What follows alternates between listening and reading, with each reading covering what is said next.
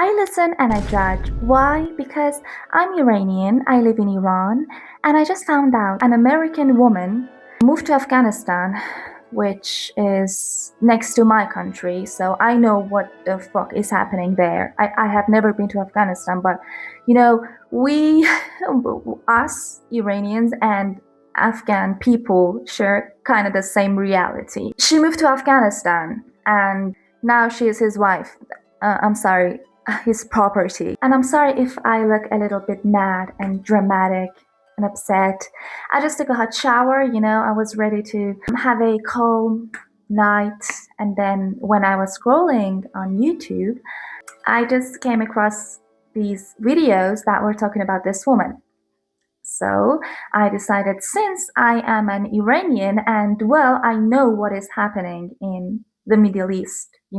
It's not like those kind of people like, this is Western propaganda. People there are so happy, like they have everything. Yeah, you better shut the fuck up. Well, I watched one of the videos and I found out that she didn't plan to go to Afghanistan. He was supposed to move to America, but then Trump happened. So after a year, she decided to move to Afghanistan. And something very interesting is that they talked for 12 days. I mean, I don't want to judge anyone, but why they talked for 12 days and they decided to get married? Isn't that a red flag? I mean, you don't know a person in just 12 days. And well, she is posting these very beautiful restaurants in Afghanistan. Since you guys have seen my friend's TikTok, I'd like to show you this beautiful restaurant we went to in Kabul. This is Namak, and they offer a wide range of food from around the world, including popular dishes like sushi, tacos, lasagna, boba tea, and the list goes on as the menu is very extensive. This whole restaurant was just a vibe, from the cozy inside to the refreshing outdoor seating. This was by far my favorite restaurant in Kabul, and I will definitely come back again and again. I could talk about this restaurant all day, but I'd rather show you, so stay for the end and come back to see more of beautiful Afghanistan. Notice that there's no woman there. Oh, well, you're a privileged American woman who is treated differently than the women that are originally from Afghanistan. And the same thing happens in Iran, guys. If an American woman doesn't wear hijab, the police goes easy on her, okay? If they find out that, oh, she's American, they would just leave her alone. I remember that there were this group of Chinese girls that wearing shorts, and they were just walking, and like people were looking at them and they'd be like, and they killed a girl in my country because her hijab was not proper. And this is why I get so mad, because you're a privileged woman, okay, and you are showing your own life and experience, and this is such a disrespect to the reality of the women that are living in Afghanistan, okay? And you're like, oh, they have these all kind of dishes, we can get some sushi, you can get everything. Well, notice it's empty. You know why? Because you are spending dollars in there, okay? You are American and you are considered as a rich person there, okay? Like, for example, if you earn $500 in Iran, you're considered rich. You can have a very comfortable life here. So yeah, there are restaurants like that, but how many people, what % of people actually go to those restaurants? Somebody wanted to come in the comments and say Afghanistan is ugly.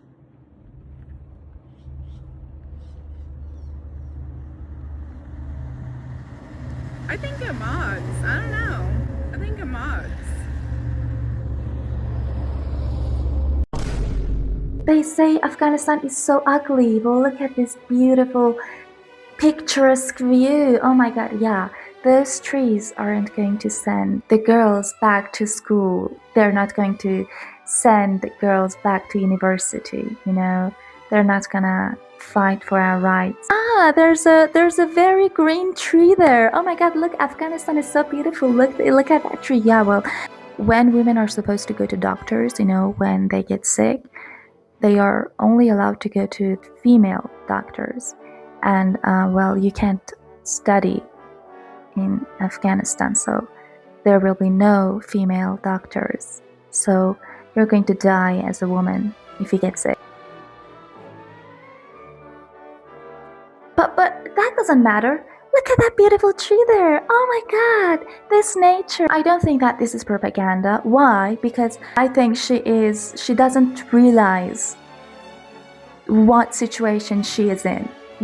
She's so detached from reality. She's living in her head like, oh yeah, you're just saying the bad things. Afghan people themselves made TikToks. They are showing their concern for this woman. The girl who just moved to Afghanistan and any other YouTuber or influencer showing another face of Afghanistan. You ask me what I think about them. Well, you really think an American or European citizen with millions and thousands of followers catching millions of views and global attention can just go to Afghanistan and notice? Do you really think they don't catch the attention of the people in power in Afghanistan? Of course not. They catch your attention, they will catch the T people attention as well. The authorities know exactly who's watching. They know that if anything happens to a high-profile foreign guest, the whole world will react.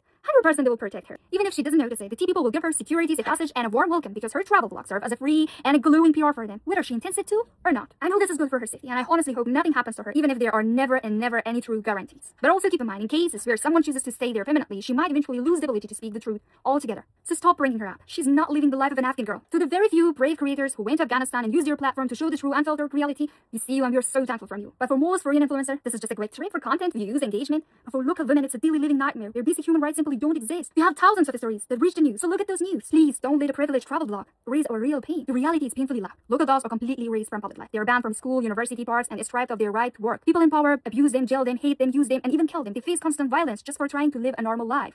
That's the reality. That's enough. Well, as I said, she is his property now. So if she wants to leave the country, she can't.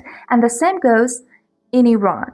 Like, if I get married, I can't leave the country without the permission of my husband. And if you want to get a divorce, well, guess what? That is not under your control. Isn't that so interesting? But it doesn't matter. Look at this beautiful view. Look at that very green tree. That tree is getting greener.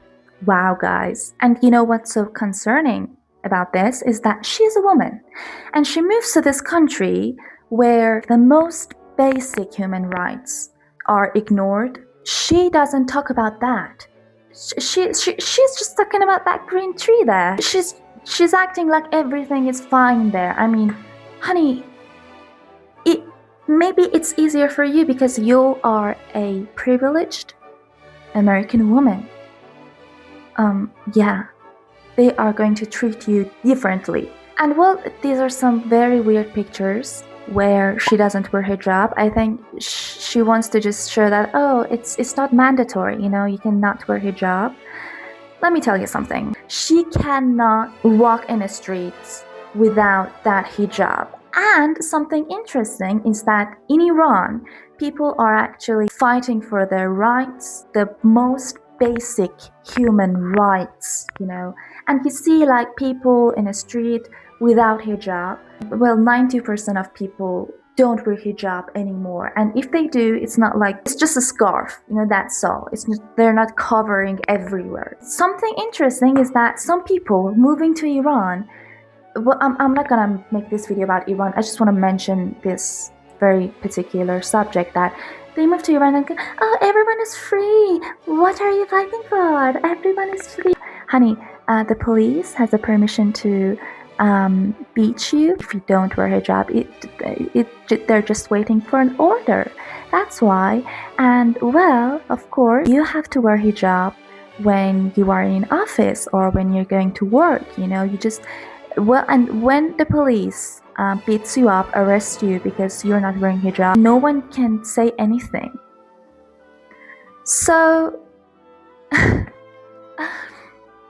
I don't know what to say. I just wish the best for this woman, because I don't think that she's lying to us. I think she's lying to herself. And I'm sorry for my bad hair. I just got out of shower and didn't have the time to iron it. And something interesting is that, well, I told you I live in Iran and it's illegal for me to be on YouTube. So if I ever get arrested, don't be surprised, but look at that beautiful green tree. Oh my god, it's getting very green. So yeah, guys, I just wanted to share my thoughts on this subject. And don't believe what media tells you, we are living a great life here, guys. A great life. As I always say, I hope I see you in the next video if I don't get arrested because I said some political stuff. If I ever get arrested, I just want to clarify that I am pro-Islamic regime and I love them. Kisses to all of you. I cover my head to toe when I go out. I'm just saying it. I hope this video doesn't go viral though. It's time to finish the video.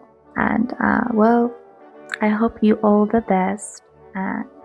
And especially this woman, I hope she'll be safe, really. And that's it. See you again. Bye bye.